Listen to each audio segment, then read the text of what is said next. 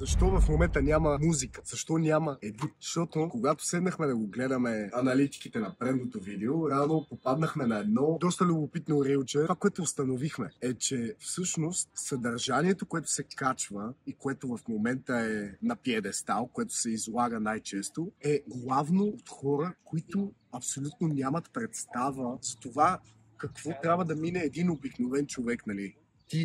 През какво ти трябва да минеш като път, за да стигнеш до там, докъдето те са стигнали. Да не говорим, че имат повече конски хормони в кръвта си, отколкото човешки. И за това решихме да направим първото по вида си видео, което всъщност можеш да очакваш автентичния процес на изграждане на мускулна маса. Където всъщност ще покажем кои са правилните техники и кои са неправилните техники, които ние не подкрепяме. Така, първа точка от протокола. Започваме с набирания. Повечето хора имат много грешна представа как спад набирания. Става така и какво е такова. Буквално се огъват на лоста.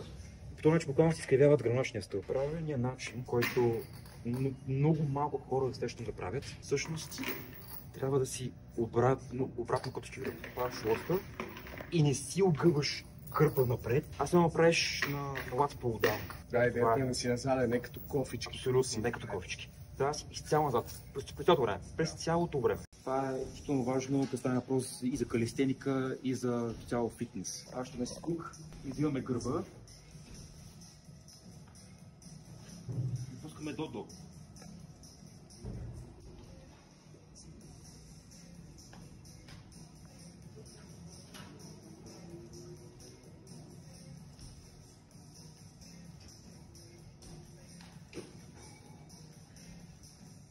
Това е. Аз лично правя по 4 серии, понеже това е базово упражнение и първо винаги загрявам с свободна тежест и след това вече закачвам допълнителна тежест на колан. Аз лично горещо препоръчвам да се използват фитили за началото. Може да се намерят във всеки един магазин, който е за хранителни добавки, включително и Декатлон. И смятам, че е много по-добро от чикибойската седалка, която е там. Защото по този начин можеш да се научиш правилно да заставаш на тялото ти седи естествено, вместо да е подпрямо на столче като наказан. Целта е да се научиш да поддържаш баланс, докато правиш набирането, а не да се люлееш. Самата фигура, за която той говореше да се заключи, е точно тази важна част. Гледа се колко може повече да изолираш мускулната група, заключваш в тази фигура и вече цялата сила. Ето това е. Много повече се усеща, отколкото това. Да. Усеща се в ръцете. Безкрайно препоръчвам да следите повече при изпълнение на всички упражнения, които правите в фитнеса. Къде най-много отива кръв в мускулите, къде най-много се усеща набито, стегнато, напомпано с кръв. Самото съзнание да бъде концентрирано към това, което се използва. Когато се застане на лежанката, нека бъде, айде да си бутам с гърдите, помисли го, като влез, остави пространството ти в главата като съзнание, цялото да бъде насочено към гърдите, да се бута с гърдите. Повечето хора казват, нали, набери си така, че бичката да бъде над лоста. Добре, окей, но ти това можеш да го постигнеш и като се извиеш над лоста, или като го направиш по правилния начин, да се фокусираш върху гърба и тогава лостът ти е точно тук до гърдите. Това е идеята. Чет, какво е следващото упражнение? Значи, за да имаш хубава основа за една тренировка за гръб, не можем да пропуснем гребане с лост. С крайна тежест пада в китките, а ние правим гръб. Още веднъж тежест пада в китките, а ние правим гръб. Обръщаме кокълчетата на ръката ни, сочват към земята. Ето там, а не напред. Ако напред има някой, който ви харесва, вече не ви харесва, харесва ви земята. Широчината на краката ни, така както и обичаме, тук няма да ви правят точно изчисления, няма точна сметка, както ви е удобно така. Но идва частта с кръста, нека го изолираме. И нека, когато дръпнем самия лост, да дърпаме с гърба назад. Самото упражнение се дърпа в корема. Идеята е всички прешки и всички подмускулни групи на гърба да влезнат назад. Все едно сочим, ето, там. Кръст, надолу, гръб, надолу. На хората, които обичат точна наука, нека го кажем, че е 30 градусов ъгъл, 45 градусов ъгъл с дърпане към прешките ни. И останалото нещо, което е безкрайно важно за всяко едно упражнение. Тръгнали сме да късаме мускулни влакна, които да отворят повече кръв и пространство в бицепса, който да се запълни с нови мускулни влакна. И за хората, които тренират за естетика, да се натрупат обема. Това става, като трупаш напрежение в мускула. Бам! Да. И в момента, в който нямаш сила за цялото, нека бъде половин или нека бъде толкова, колкото мускулите ти изкарат. Следващото упражнение, което искам да демонстрираме, са именно шръгове, така наречения бакшръг. Идеята е следната. В принцип съм виждал хората така го правят и с лице към самия лост, но за да предотвратиме някакви нежелани контузии в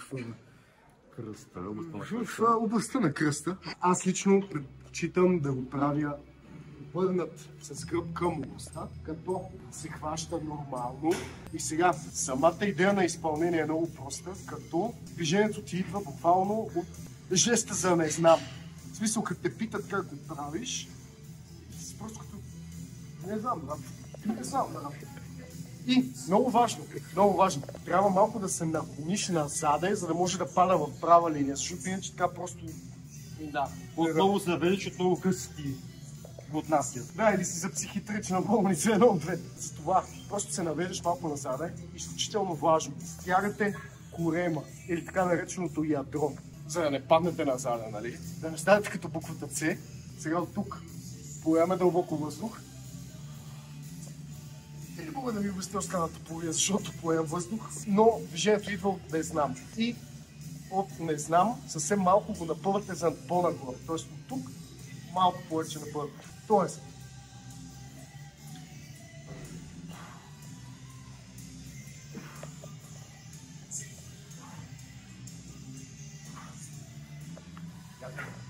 много е важно да има контракция точно на трапеца.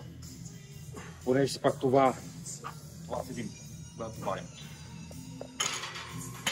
Отново, като при всяко едно упражнение, гледаме нашата мисъл да се насочи към мускула и начина, по който той се стяга при контракция. Това е важно. Просто се фокусираш върху мускула. Тоест, просто така се нагърнете това на лоста, нали, да стигне до лоста, нали, така хубаво се нагърнете. Да, това си е твой проблем, нали, в смисъл аз лично. Нали, изправям се съответно, нали, стягам си краемчето, стягаме задните за натоваряме кръгата. Така, и така. Не знам, брат. Питай нещо. Кулетна, брате, кулетна. Кажи кулетна. Кой е баща?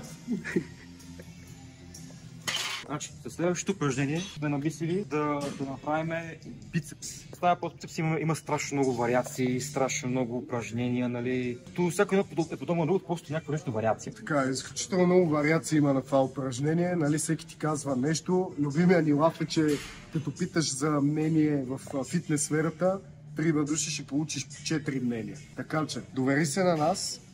Повярвай ми, няма да съжалиш. Това е отработената версия, която сме разбрали, че най-добре би действала, както за новобранци, така и за хора, които са доста напредни. Така, за текущото упражнение, какво ще ни трябва? Ще правя етикъл скетец. Това е най-ефикасното. Така, ставаме тук, нагласим с една хубава тежест, която е подходяща за нас.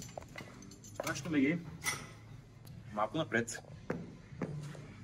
Ставаме, малко се навеждаме и от рамото до лакътя не местим ръката. Единствено от лакътя към китката. Тоест това. Като правим бавно и контролирано. Особено ако ни за първи път. Така. И разбира се, дишаме. Тук разбира се може да се наместиш, както ти най-удобно. Просто да има най-голямо натоварване. Конкретно в бицепса. Ора. Точно така. Има кръв. Ето така трябва да изглежда. Много добре.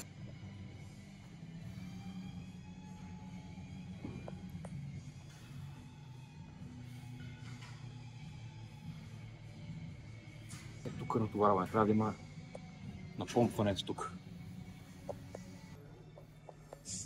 Но най-важното е от тук до тук да не местиш.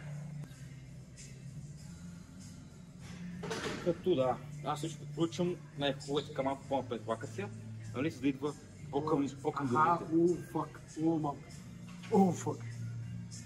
Да. Добре. И вместо спира. Станаха ли повече стаи? Станаха. Следващото от менюто ни за днес са именно така наречените face pulls, които идеята им е следната. Хубаво се изпадете назаде, трябва да има лек наклон, т.е. малко тръства оправи. И тук е много важно да усетите, че е в тази част. Това е задното рамо. Тук трябва да се стегне, трябва да виждате, трябва да се усетите, че е стегне. Тогава вече знаете, че го правите правилно. Така, добре, идеално. Давай. Ето тук има контракция точно на задното рамо. Това е идеята на това упражнение. Така, захвата много варира. Дани предлага да изключите котрето от захвата, като застава между безименния и котрето, самата захватка, този начин. Аз лично предпочитам неутралното, което е, нали, естественото движение. Да. Просто го захващате и е много важно. Самата метална част, която е на приставката, която може да се забележи тук, трябва да идва на нивото на очите. Това е face pulse, защото дърпаш приставката към самото ниво на очите ти. Тоест, изглежда нещо ето така. И нещо такова трябва да е. Като се фокусирате движението да идва от именно задното рамо.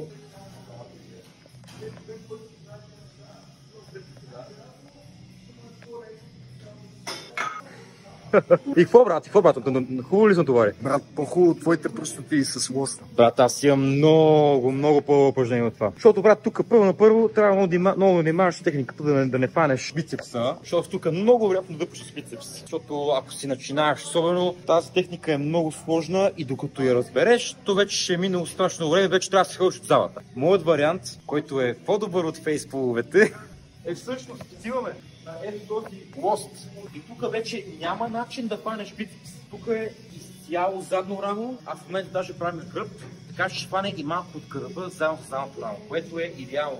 Фащате го да е близо до бедрата, да веждаме се. Може трябва да е по крака. И при бутането назад се бута, като гледаме да прескачаме задника. Ето така.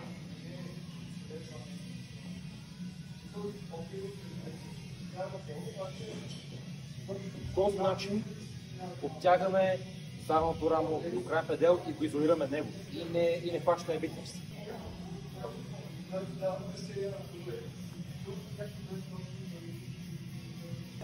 Кое е по-доброто от двете? Да, не я мъркваме. Колко вдигаш от лежанка? Аз не правя плоска, аз правя само инклайн бенч прес, което е по-хубавото от плоската лежанка. И аз така си помислих. Какво е следващото упражнение? На следващото упражнение ще обхванем областта на предишницата. Понеже това е много важно, колкото е важно да тренираш и пръсти за крака. Понеже когато отиваш на дискотека и носиш оверсайз тениска, трябва да си мисли, че правиш упражнения в естиска. И ти ако имаш голяма ръка, която се покрива от ръкава на оверсайз тениската, и ако имаш малка предишница, нищо няма да си личи. Искаме калин физиката, не фики физиката. Сега, от тук сядате си най-комфортно на каквото и да е. Ако няма свободни лежанки, винаги може да използвате и някоя от тези табуретки. Чувствате се като у дома си, предразположете си така обстановката, така че да можете да използвате оптимално, за да постигнете най-добрите резултати. Все пак плащате колкото и последният човек, който е влезнал след вас. Така че не се притеснявайте. Достатъчно важно е, че сте тук и това не трябва да ви спира от това да постигате най-добри резултати. Аз викам да спеме толкова здрънка, че да минем към бесията, а? Само не ми викай, защото ще стана много зле. Сега хващаме лоста и от тук единственото ни движение, което е само от китките, като по този начин ще се напрегне и предишници. Движението е много просто и е само това. Хоп. Това идва ето тук за горната част на предишницата. Ето тук. Хоп. Не е нужно да го пренатоварвате с излишни тежести. Ще видите как след 10-то повторение сами ще ви откажат ръцете. Хоп. Хоп. Готово. Така, веднага след това упражнение с лоста, ще е важно да напрегнем не само тази част, а и отдолу частта. Тоест, взимаме същия лост, който сме ползвали за това упражнение, и да го фанем централно. Тоест, така, това вече е готово и вече можем да преминем на изпълнението. Тоест, разгледате се точно зад задника и реално това е упражнението, това е движението.